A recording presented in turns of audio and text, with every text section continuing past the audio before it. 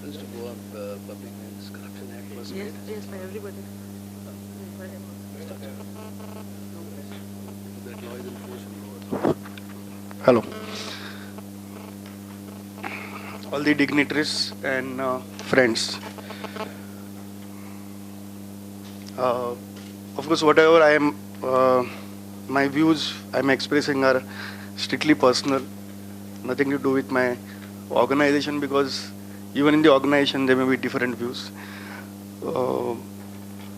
We are discussing this Lokayukta Goa's concerns in a very typical background. I feel I came to International Center today via Taligaon, and there is a bungalow of one minister in Taligaon next to the church.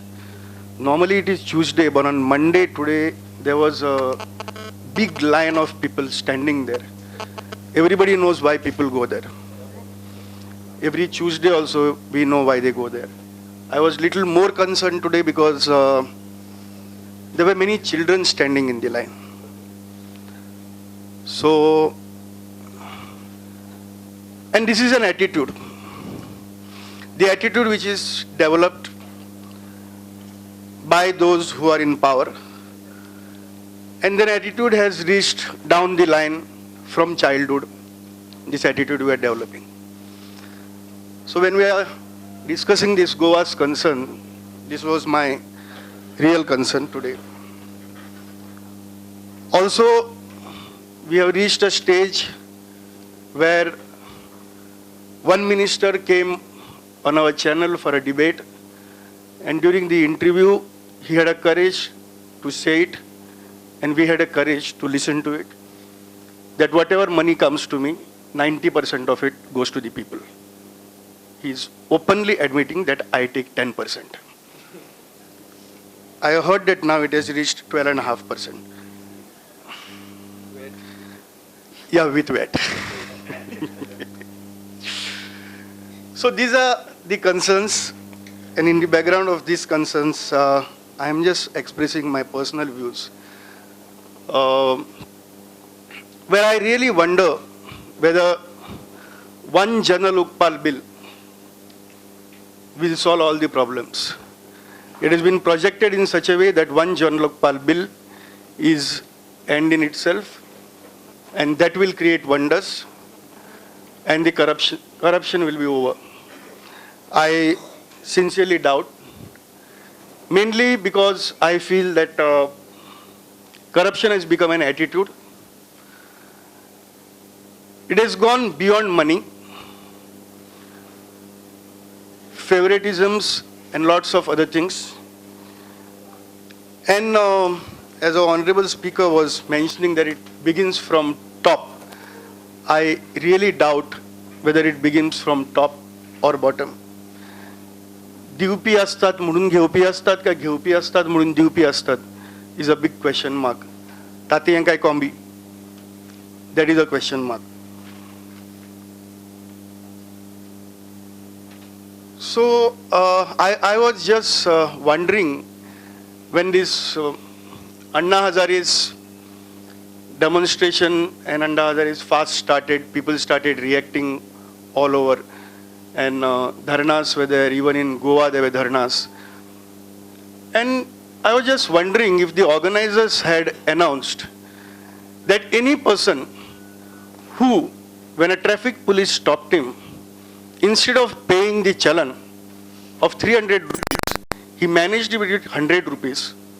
And any person, while traveling in railways, has not managed a berth by giving some money to the TC. Whoever has done this should not come to Azad Maidan. How many people would have been actually able to come? So I personally feel that this has become an attitude. It's very easy to say that only those who are in power are corrupt and we are very sincere. And I personally feel that democracy is made of 5 pillars and not 4. Normally we take 4, that's the legislature, executive, judiciary, and earlier it was press, now it's the media. But I personally feel that it is made of 5 pillars, and it is a shack kind of structure where the central pillar is quite high, and from there it comes on the 4 pillars. And the central pillar is the society.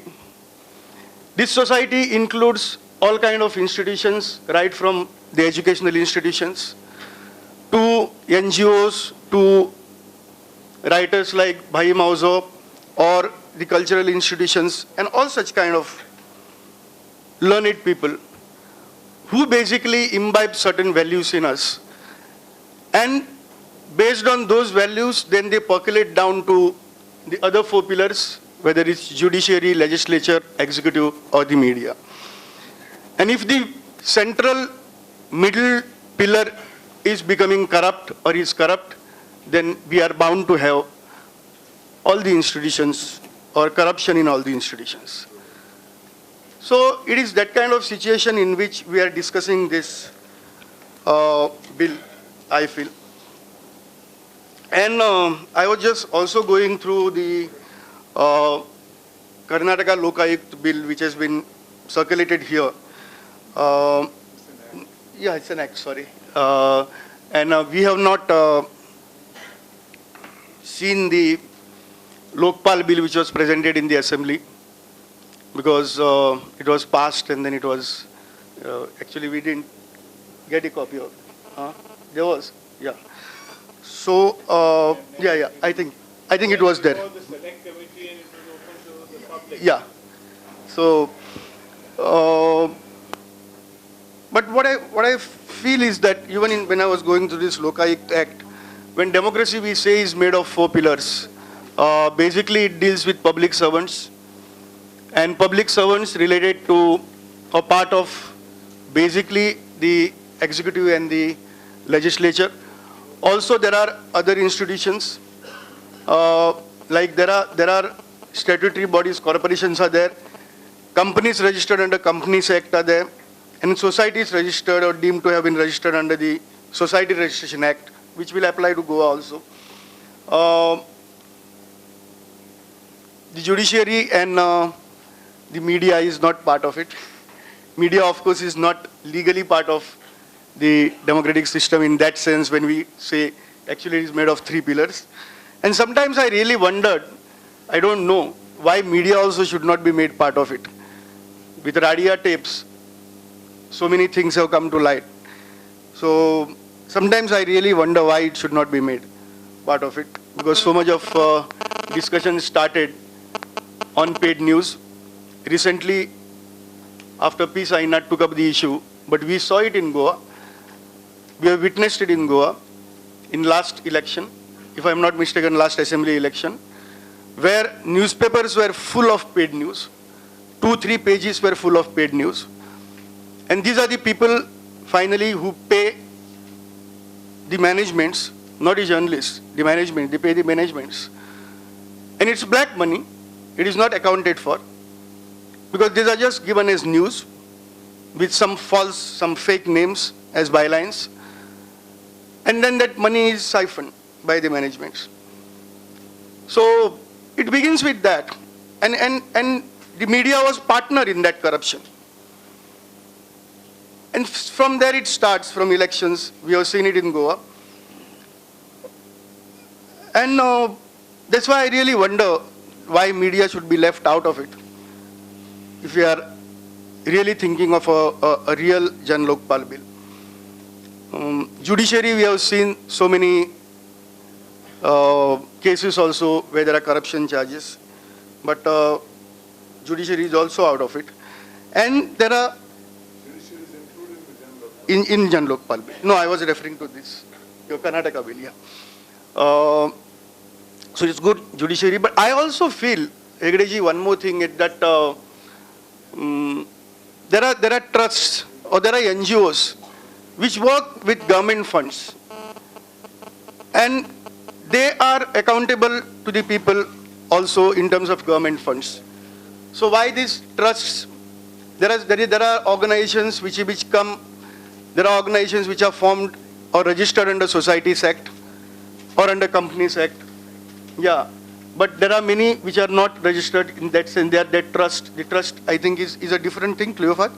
No, no. In fact, since you are saying, Yeah.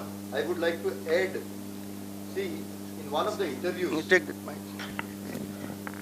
Maybe I am wrong. No, no, no. In one of the interviews in Hindu, the CVC, then CVC Vittal says, one of the biggest area of corruption is NGO corruption. He says this because, according to him, the Foreign Contribution Regulation Act is a well of corruption, and he was very apologetic of not having dealt with it.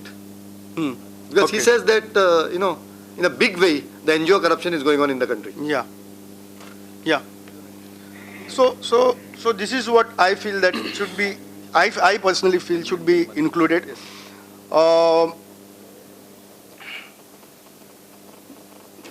Then, besides that, there is only one. I don't have much to say on the whole thing because I don't want to repeat the same thing again and again. The only thing is as a matter of caution, we need to be little alert. I mean, I have nothing against anybody, but we journalists fought for Right to Information Act, and Mr. Rani was the Chief Minister at that time, and then he had also taken initiative, and the bill was brought finally. But we had to fight for deletion of one very important clause in that bill, which I am not mistaken, it is Section 9G. Okay, it basically says that whoever seeks information should not misuse it, and if it is misused, and the misuse was not defined, then public interest was not defined. Yeah, it should be no, public interest was in public interest, and then the people who misuse it, even the owner will be punished, and there was punishment given also. Of course, it was very clear that it was against the media, so we had to fight against it. At that time, there was statewide agitation, misinformation. Yeah, misuse of information or misinformation, whatever. But we had to fight it, and main thing is that this, in spite of objecting to that draconian clause, the whole House had passed it unanimously. All the 40 MLAs were part of it. And in the name of right to information, they wanted to control the media. Mr. Rade may not agree with me. But finally, unanimously it was withdrawn also. So I am just saying that when we pass a bill in Goa, everybody has to be very, very cautious, taking the history into account. Thank you. I don't think that bill was withdrawn. The central bill. No. The central bill. No. It was not bad. That clause was withdrawn. That clause was deleted. It had gone to the governor. The clause was deleted. The bill was in force till the central government bill came into force. For the information of the House, except for that clause. One small. Since this was passed, the commission which was constituted after having served its period of first 3 years, it was not reconstituted. It has remained. So therefore we do not today have a Lokayukta, nor do we have a commission under the Public Man's Corruption Act. So we have to take a decision. If we marry the provisions of the two bills and come out with a new bill probably, or amend the Lokayukta bill which is there to a certain extent, probably we can have a framework to deal with the corruption that exists in the state of Goa. Rescinded. Exactly. That is because of the new bill that came into force, which was enacted by the House. Passed. New bill passed by the Assembly. This is what I am saying. Yeah. It is awaiting the assent because certain objections have been raised, as I understand. I think Law Secretary may be able to explain it better on that issue. Yeah, certain aspects they want to remove. But now that Jana Lokpal bill is being drafted, I think we could wait for the draft to come out and see how best we can incorporate those provisions in our bill as well here. Well, in the meantime, Yeah. why not revive that three-member commission? Three-member commission could exactly be revived. Pending this, we can revive that Public Man's Corruption Act which is there. It has enough teeth. It has enough teeth. I would tell you that it has enough teeth. In fact, it takes into the scope of that bill extends not only to the public functionaries, it applies also to the president and vice president of political parties at the district as well as the state level. I think this is a unique provision that that bill has. Though no Lokayukta bill anywhere else has such a provision as the Public Man's Corruption Bill has. So why not revive it straight away? I think we could take up this August body's recommendation to the government can be heard, and we can go ahead with that. Exactly, I can also propose that. We can also propose that. In fact, we were thinking that now that Anna Hazare's movement has gathered its real momentum, and there is this committee in place, we could get the provisions as soon as that bill is enacted, bill is prepared by them. We take the draft and then examine it vis-a-vis these existing two bills that we have. One act, of course, the Public Man's Corruption, Prevention Corruption Act, and this Lokayukta bill. Two together, and this draft could be taken together, and then we can come out with proper suggestions for implementation at the level of the government, state government. So one thing is to be clear, that we need a weapon in our hands. The public civil society, the public needs a weapon in its hands to fight this corruption. It has gone to such extent, it is really affected our sinews, it is sapping every energy that everyone has. No person of any self-respect can today go to any office for anything. Now, besides this, though I will suggest two more things, which are of course not strictly within the scope of this. The other day, somebody made a statement, probably it was Ramdev Baba, that let us do away with the 1,000 rupee note and 500 rupee note. In fact, this suggestion has come by a group called Arthashastra Group, based in Pune. And they have come out with a suggestion that as we have in America a $100 bill, which is the maximum bill that we have, and a 50-pound bill in England, beyond that they don't have any note of higher denomination. It's only in India that we have a 100 rupee note, a 500 rupee note, and a 1,000 rupee note. And every corruption, as we know, is because of these high denomination notes. Size of suitcase. So the suggestion is, number one, do away with these high denomination notes. Even 100 rupee note should be taken away from circulation. This is one part. And secondly, making a valid tender to the extent of, say, not more than 5,000 rupees. Anything beyond that has to be through the banking system, through checks. And okay, people will find ways and means to bypass the provisions. But this could be one step, because everywhere it is the money that plays its role. At a panchayat level, I was attending a small meeting. I'll just give a small example. One of the members of the panchayat complained to me that my panchayat is not doing any work in my ward. So I asked the sarpanch, I said, why do you discriminate between your supporters and this boy who is also supporting you? He says, sir, it's very simple, he doesn't understand. I've been trying to explain to him. He says, I told him the method also. If you want to make a road which is, say, worth 1 lakh rupees, it starts with first passing the resolution, taking it to the engineer's office, paying their 5,000 rupees, requesting him to prepare the estimate. Then going further to the higher authority, paying another 5,000 rupees just to have it passed. Then it goes to the public for a so-called tender. It's not a public tender, it's not published in the press. Quotations are invited. So there is a group of people contractors who bid for it. There are always about 4 or 5 people.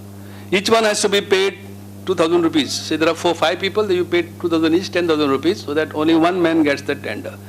Thereafter he comes back, he says, so here in the process 30,000 rupees are gone. He says that startup money has to be spent by this man. Openly this has been told. There's a movie made by Shyam Benegal. That's a movie. Now this sarpanch tells me, I told this boy, he says, to make provision for these 30,000 rupees in the beginning, so we'll have work done for him. I have nothing to say about it. And then I asked him, after paying 30,000, what happens to the work? He says, after the work is completed, again approvals are there. At that stage, money has to be paid. check comes, that stage money has to be paid. And then he says the fellow who does the work, he has to keep his profit. So I say, ultimately, how much goes into the road work, public work?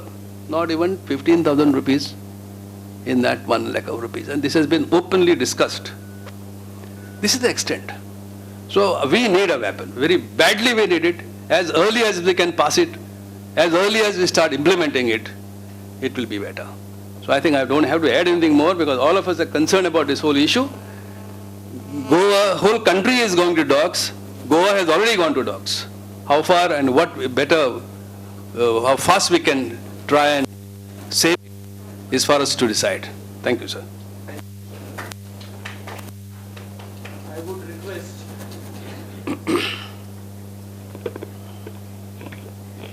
we have Law Secretary of the government here, Mr. Pramod Kamath. I would request him to speak, and I have 2 specific questions to ask. After the Lokayukta bill was sent back by central government, has our government asked your law department to draft any amendment or any new bill? Or is it drafted, or at least are the instructions given? This is question number 1.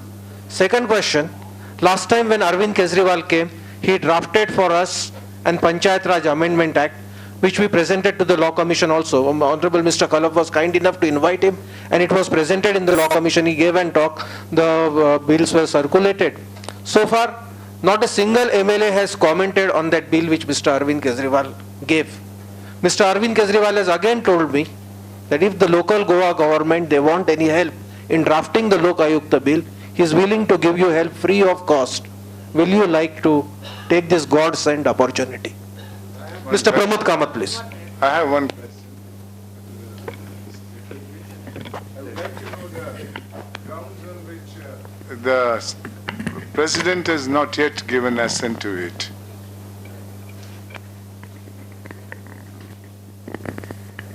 Honorable Speaker Pitra Singh Rane, Justice Santosh Hegde, MP Shantram Naik, Chairman of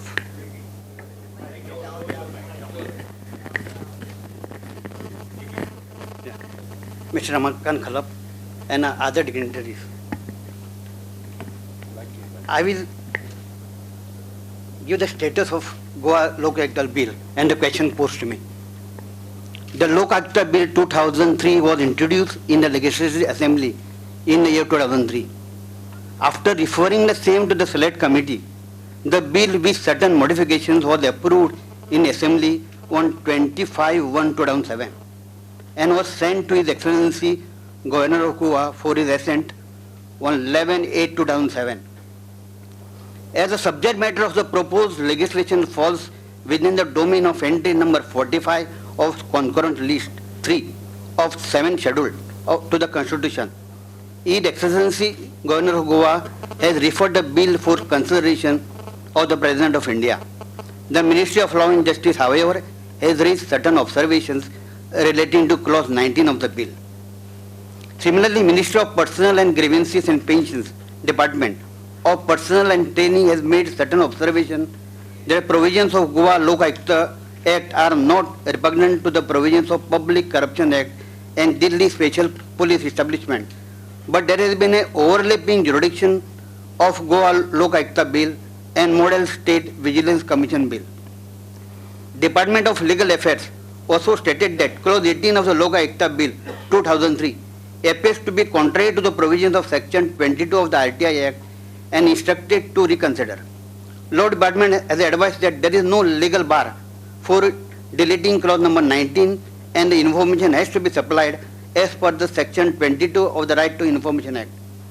In the light of observation made by the Ministry of Home Affairs and as a said bill suffers from legal infirmity, it was decided to withdraw the Lokayukta Bill. The proposal for withdrawal of Lokayukta Bill 2003 has been approved by the Cabinet in the 39th Cabinet meet held on 9/3/2011.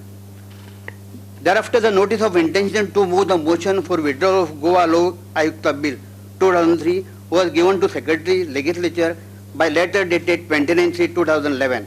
However, query was raised for furnishing the reason of withdrawal and the same was furnished on 1/4/2011.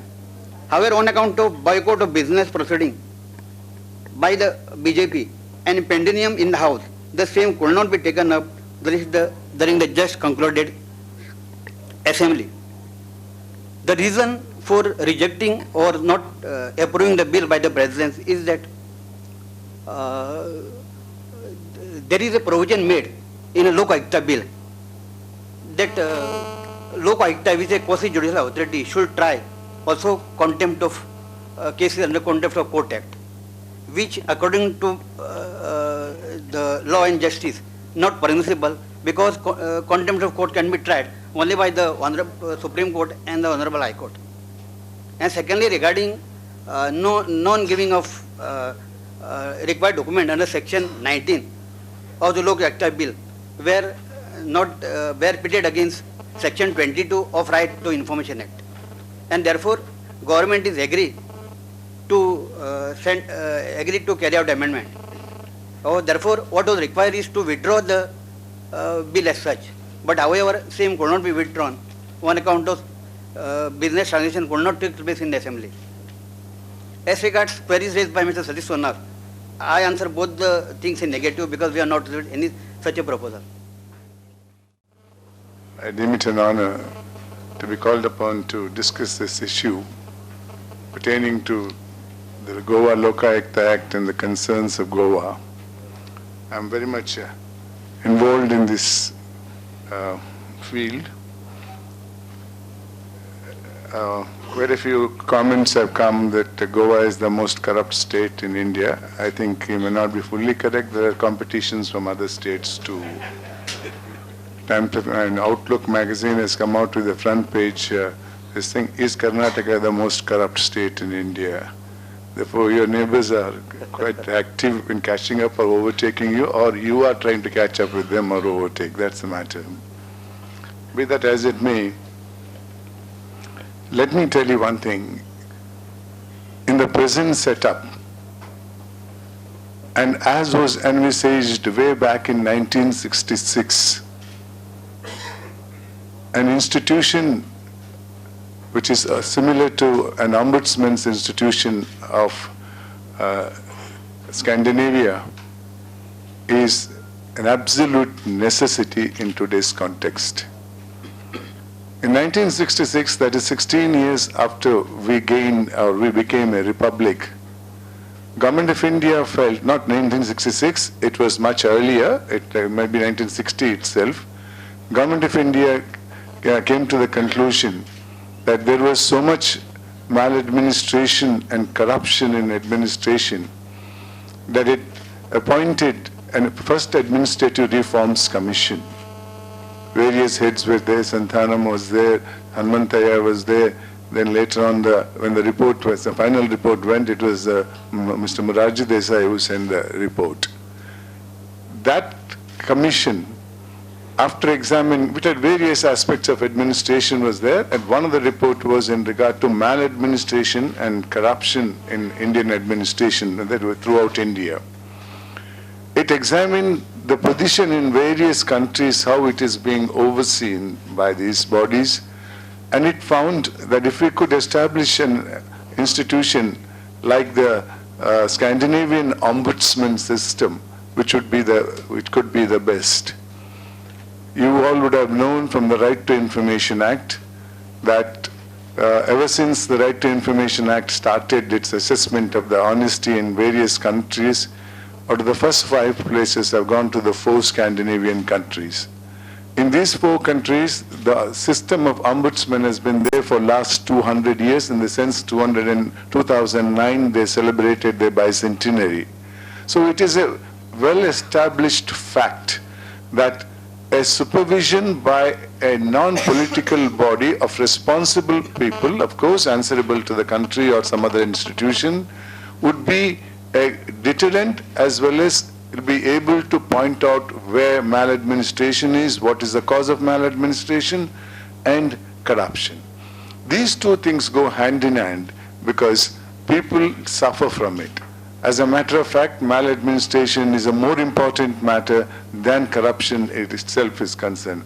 The effect of corruption, the large scale, what I call the collusive corruption, falls on the state rather slowly. It takes some time for the people or the country to realize that. even in 2G, 1,74,000 crores have been siphoned. The effect will be found sometime maybe later. But when a person for whom especially a scheme has been made, when he is denied of the benefit of the scheme, he feels it then and there itself, but he's a poor person. I'm not exaggerating the type of corruption, of this type of corruption. When the former Prime Minister, late Rajiv Gandhi ji, in 1988 itself said, out of every rupee that the government of India gives for the benefit of a poor person, only 15 paise reaches him.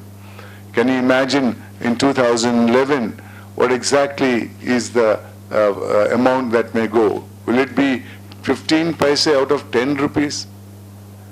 The Chief Minister of Karnataka, I think he has already had a note on accounts, or is going to present a budget of 30 lakhs crores, 30,000 lakh crores.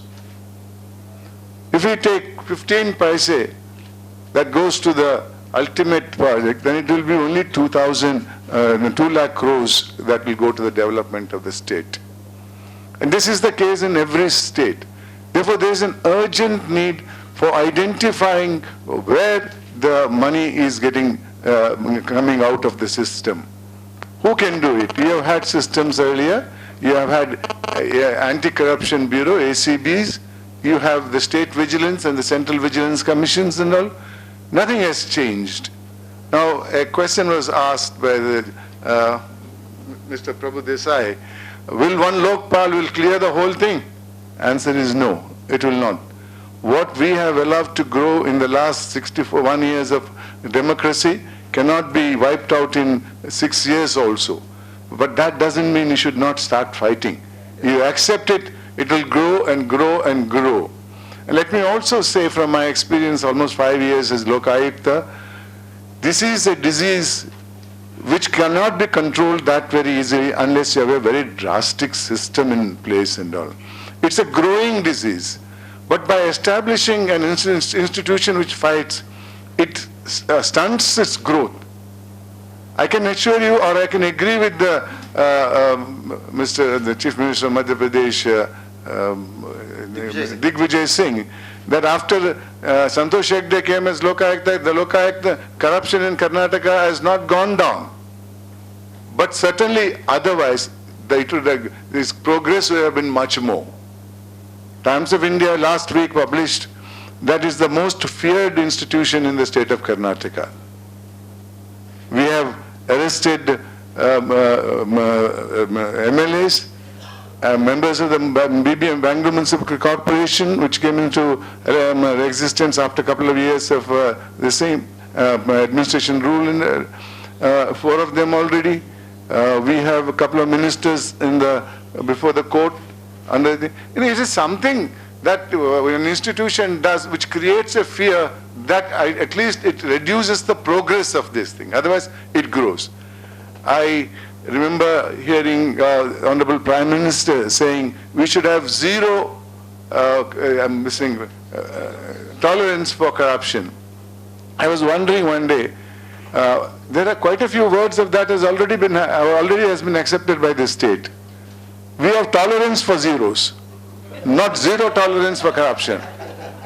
You see, when I was young, if there was 100 crore scam, that was a long time back, I'm 71 years old now, there's 100, 2 zeros, there used to be, almost the country used to go on fire. So you calculate 1,74,000 crores, how many zeros are there? And what is that is happening? Arshad Mehta, we have come much forward thereafter. A lot of water has flown under the Ganges, whatever bridge it is, Aura Bridge, after that. You take CWG, 70,000 crores. I was very, very interested in giving one particular figure while speaking about the development of the country, that India is a country of villages. Mahatma Gandhi once supposed to have said that take administration to the doorsteps of the villages. We amended the constitution, brought the Panchayat Raj Act, and You also must be having a panchayat for every 6,000, 5,000 people. And crores of rupees are being given to those panchayats. How many panchayats really have electricity, drinking water, drainage system, toilet system? It's terrible. Even in Karnataka, I have visited in many places in this thing, especially in Gulbarga, Raichur, Bidar. I'm not saying the other parties, it's not that the deficiency is there also. Just the other day, I saw a photograph of a lady who has walked about 3 kilometers from her house to a dry, barren land, digging with her bare hand for little water from there, for one pot of water. And the article says that that is the pot of water that's available for the entire family, for the whole day, for all their work, or need rather, water need. 2011, can we be proud of development of this country? Every Prime Minister, every Chief Minister speaks like, I am for development only. Development will take place. Development has taken place. Take the books of account and see. Yes, money has gone, but where has it gone?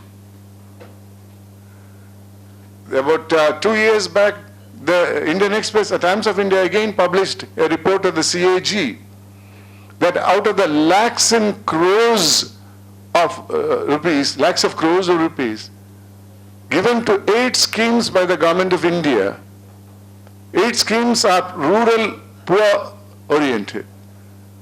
Midday meal scheme, integrated child development scheme,